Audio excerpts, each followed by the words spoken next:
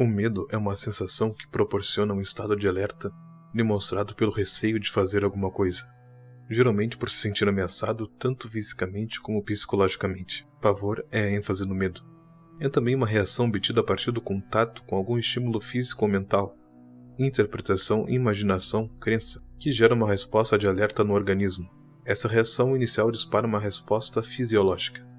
Olá, bom dia, boa tarde, boa noite e boa madrugada. Tudo bem, pessoal? Eu espero que seja tudo bem com cada um de vocês. No vídeo de hoje nós vamos falar um especial sobre as origens do terror do Japão. Vamos aprofundar um pouco sobre as origens do terror, enfatizando seus primeiros momentos como no teatro kabuki. Antes de começar o vídeo, quero pedir para compartilhar, curtir e se inscrever no canal, que é muito importante. Olá, boa noite, pessoal, tudo bem com vocês? O meu nome é Marcelo e você está no Cinease. Roda a vinheta.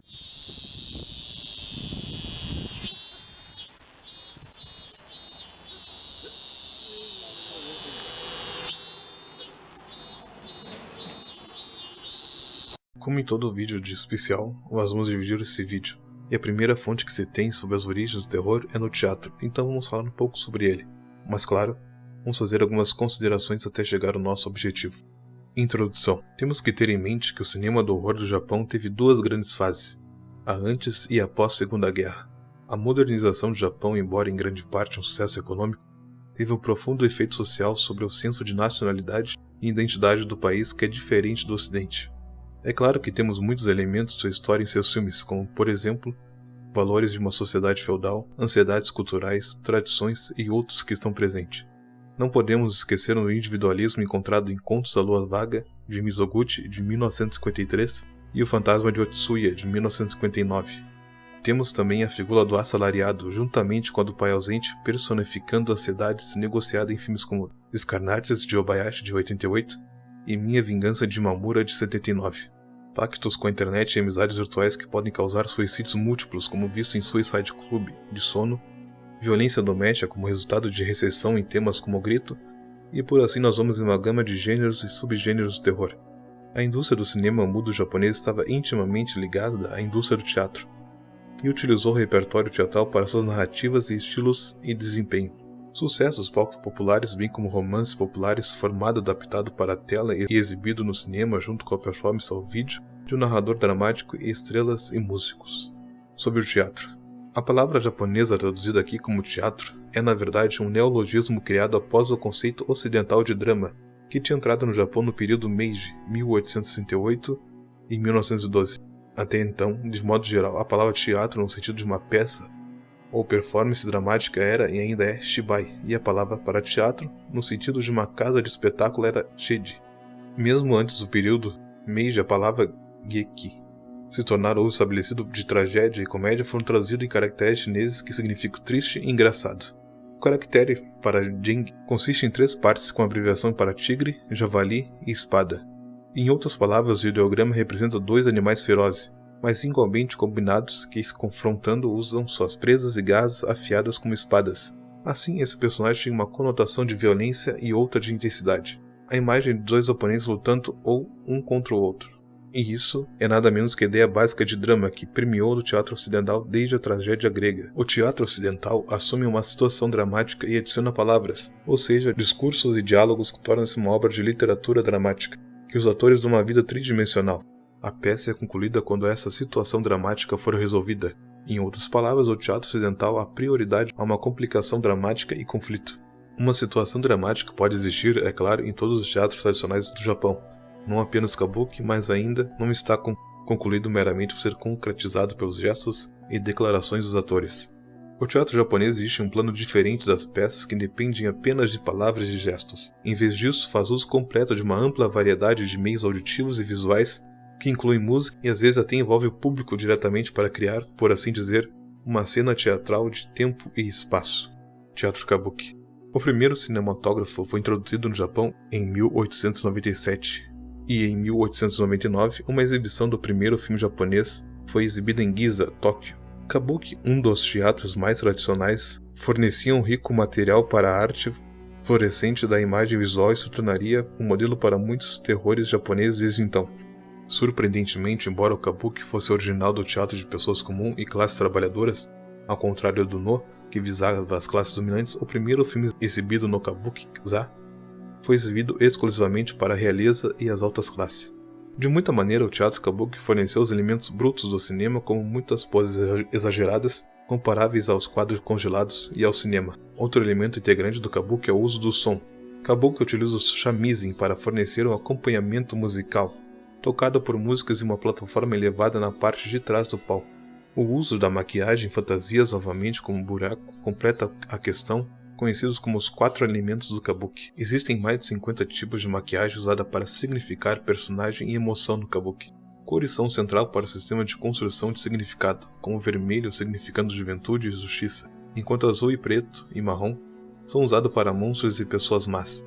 O elemento final do teatro são trajes impressionantes, ricos e altamente decorados, kimonos e conhecidos por sua beleza e complexidade.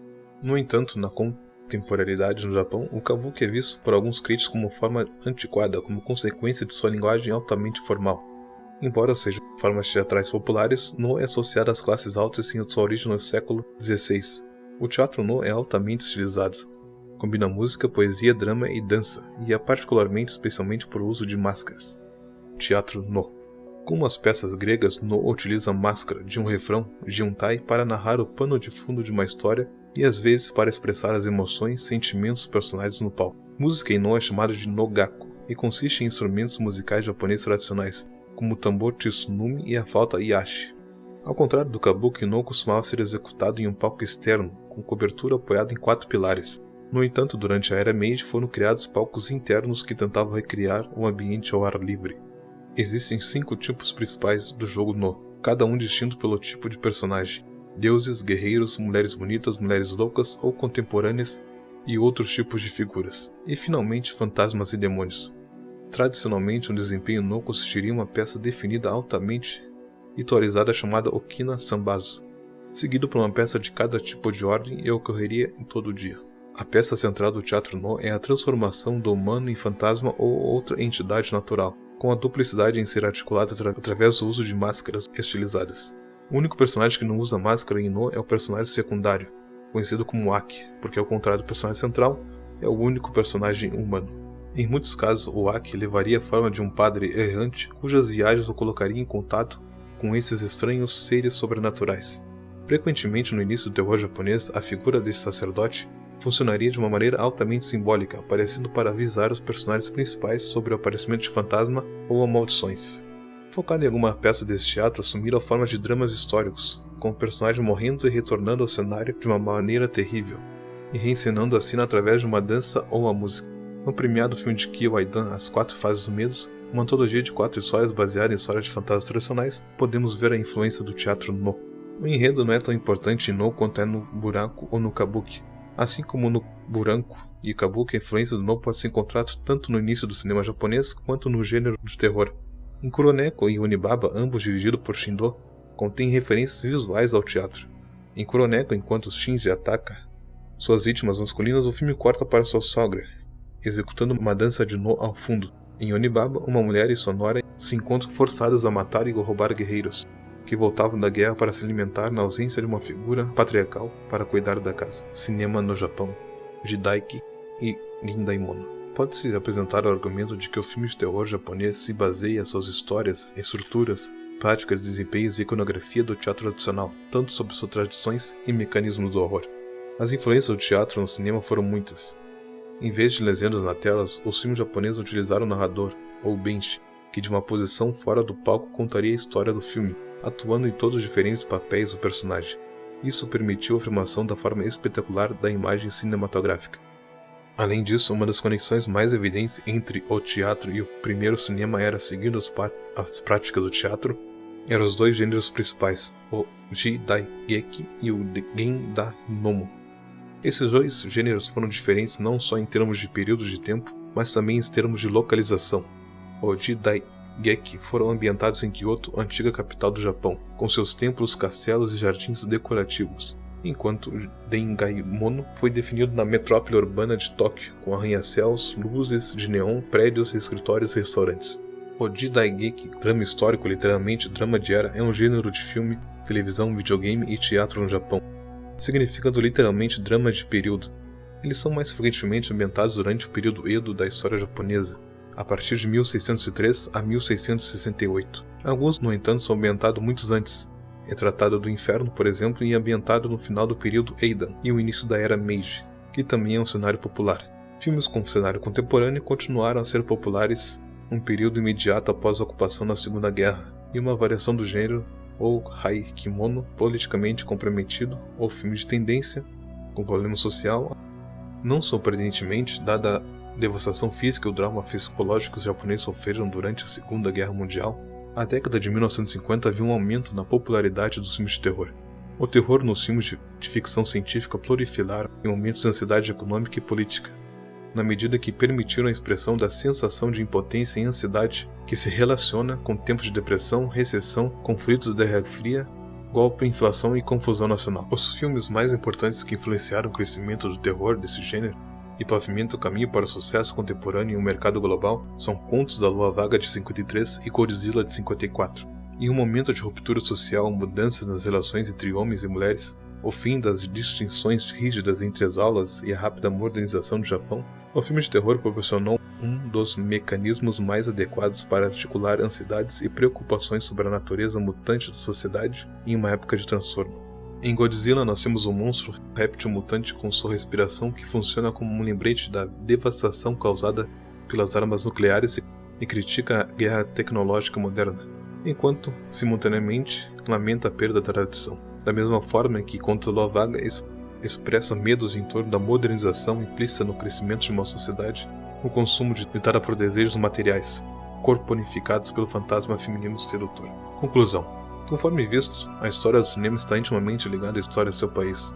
Logo, em seu filme nós temos uma grande influência desta e com muitos elementos sua mitologia também.